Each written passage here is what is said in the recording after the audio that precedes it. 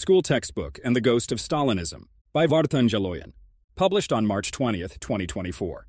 The new 7th grade textbook Armenian History by Sambat Hovhannisyan has been under scrutiny for several months now, critiqued not only by academic institutions and individual historians, but also the mass media. School or university textbooks in post-Soviet countries, including Armenia, have seen minimal changes, with few exceptions. The predefined historical narrative and the list of significant events, heroes, and figures have only been slightly modified, and the content, with a slight change in tone, has stayed the same. Unfortunately, textbook quality has often declined, and has been burdened by an excess of trivial facts and figures. A new approach to history textbooks is now being attempted. The most comprehensive review of Hovhannisyan's textbook was done by the National Academy of Sciences History Institute. The review notes that the introduction of new educational standards requires the development of textbooks that align with these standards. Hovhannisyan's work is one such example. The review further states the textbook is innovative and stands out with the positive aspects of its methodological approach.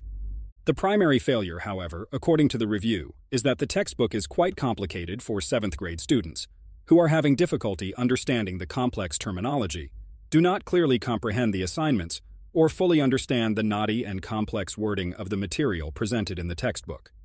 Additionally, the textbook contains numerous errors and typos. The author, Hovhannisyan, has agreed with some of the criticism, while disputing other points. Scholars recommend that the textbook undergo revision prior to being introduced to schools. Beyond academic debates, there is also an ideological campaign against the textbook, particularly in the media. A notable criticism is the absence of an image of Mount Ararat in the textbook. Historian Ruslan Zakanyan, who is a senior researcher at the Institute of Oriental Studies of the National Academy of Sciences, says that this is clearly a state-sanctioned decision aimed at denying students the dream of the historical motherland. If there is no Mesis, there is no dream. The textbook's portrayal of the Armenian Church's history has also drawn criticism. The Mother See has expressed its displeasure, arguing that the book contains several key errors that do not allow for national and quality education and upbringing of generations. It should be noted that the Armenian historiographical community has faced criticism from many Western, Russian, and Armenian researchers for curtailing intellectual freedom. This recent statement by the International Society of Armenian Studies reads, "We, the undersigned scholars and supportive cultural educational organizations, deplore the recent activities and statements of certain individuals and groups that aim at discrediting the reputation and work of Armenian studies, scholars, and scholarship, especially in the United States. The current attacks are based on gross distortions and intellectual dishonesty." The campaign against the 7th grade Armenian history textbook is part of a larger schism that pits Armenian studies scholars in Armenia against those in the West. The differences between these two schools stem from their formation in distinct political environments, the Soviet realm and the liberal West. The trajectory of Soviet historical scholarship significantly diverged from its Western counterpart. Ideology played a crucial role, although it was not consistent and evolved through various stages, from revolutionary Bolshevism to Stalinist totalitarianism, finally settling into authoritarian conformism. This conformism, which took on a national conservative character, continued to dominate historical scholarship in the post-Soviet era. Following the Bolshevik Revolution, primary schools became a platform for revolutionary transformations. The subject of history serves as a stark example. History was not part of the Soviet Armenian curriculum until the early 1930s. Instead, social studies were taught, focusing on human origins, family, work, and class struggle. The first major wave of persecution of historians in the Soviet Union began in 1929.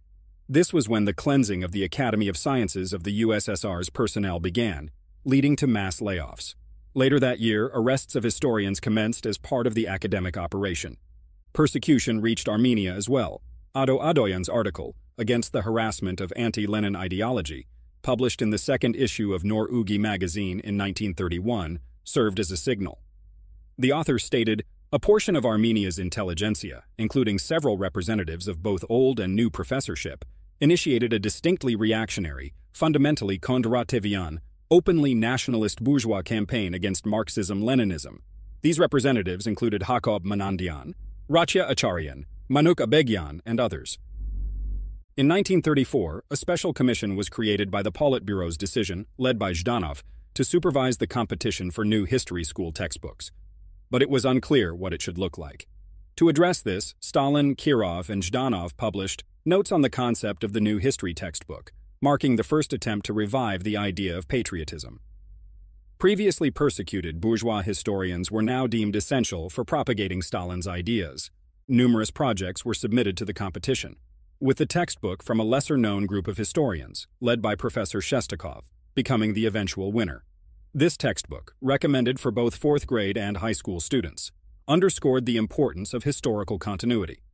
It glorified prominent Russian figures like Ivan the Great and Peter the One, provided a clear, schematic account of post-revolution events, such as the Bolshevik Party's defeat of the traitors, and concluded with advice for students to vigilantly monitor all suspicious people.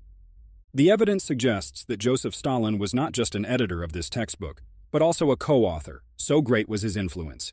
In later years, especially after the Second World War, Stalin would further tighten his control over historical scholarship. In the mid-1940s and early 1950s, party directives instructed historians to preserve the unity of the USSR. This meant combating local nationalisms and extolling the past achievements of the Russian people. The concept of historical sciences changed, replacing the then prevalent lesser evil characterization of the unification of nations with Russia, with the principle of absolute good. This new directive was validated at the Designated Congress of the Communist Party in 1952.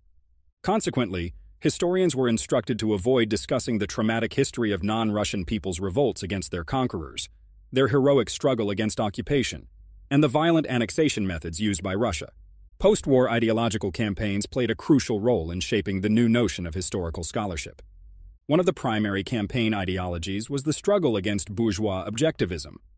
A Soviet scientist was expected to possess a Bolshevik spark and a fighting spirit, using sharp sarcasm and irony against enemies of Marxist-Leninist philosophy. This attitude should be reflected in exposing criticism, which is filled with disdain for bourgeois philosophy and scholarship. This led to the creation of two opposing camps in historiography, differing not only in ideology, but also in methodology, expression, and style. This is especially evident in Armenian studies, where there is a clear distinction between Armenology from Armenia, which is patriotic and nationalistic, and Western Armenology, which tends to exhibit bourgeois objectivism and leans towards cosmopolitanism. These were two opposing and incompatible discourses, destined for unending, irreconcilable, and endless disagreement. The campaign's next phase was the fight against cosmopolitanism, aimed at those diminishing Russian philosophy, culture, science, and history. For national republics, this entailed combating the unified current, which had significant consequences in Armenia.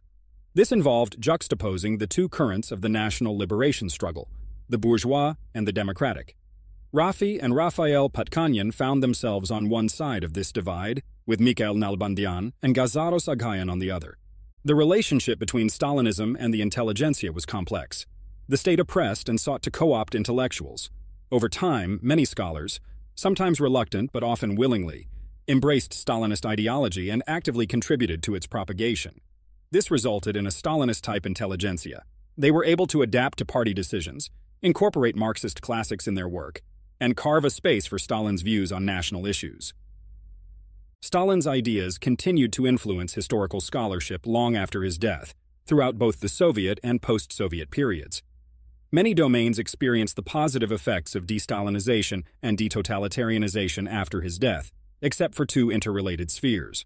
One is historiography, while the other is Stalin's theory of nations, which resisted all attempts at revision, both during the Soviet era and afterwards. Modern theories of nations did gain traction in post-Soviet Armenia, but they had no impact on either school or university textbooks. Rather, they were heavily criticized by academic and related circles in the country, as in the instance of historian Ronald Sunni's constructivist approach to the formation of nations. Armenian historical scholarship is now attempting to shed its Soviet-Stalinist ideological framework and adopt new methodologies and theories. However, ongoing debates suggest that this transformation will be a lengthy and challenging process.